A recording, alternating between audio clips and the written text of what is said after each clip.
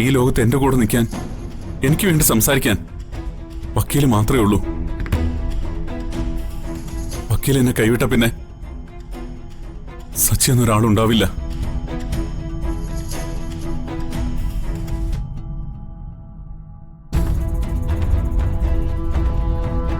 സച്ചി, അർച്ചനയ്ക്ക് വേണ്ടി സച്ചി കരയുന്നു. പക്ഷെ ആ കണ്ണുനീര് കാണുമ്പോ പിടയുന്നത് എന്റെ നെഞ്ച.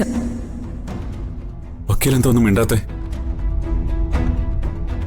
എനിക്ക് വേണ്ടി സംസാരിക്കാൻ വക്കീലിന് എന്തെങ്കിലും മടിയുണ്ടോ? സച്ചി എന്തിനാ ഇങ്ങനെയൊക്കെ സംസാരിക്കുന്നത്? സച്ചി ഞാൻ കൈവിടില്ലെന്ന് സച്ചിക്ക് അറിയാലോ. സച്ചി വീട്ടിൽ പോയി സമാധാനായിട്ടിരിക്കും. ബാക്കി കാര്യങ്ങളൊക്കെ ഞാൻ നോക്കിക്കോളാം.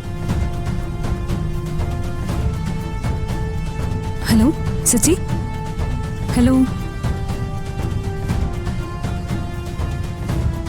എന്റെ ദൈവമേ, സച്ചി ഞാൻ എങ്ങനെ പറഞ്ഞു മനസ്സിലാക്കും?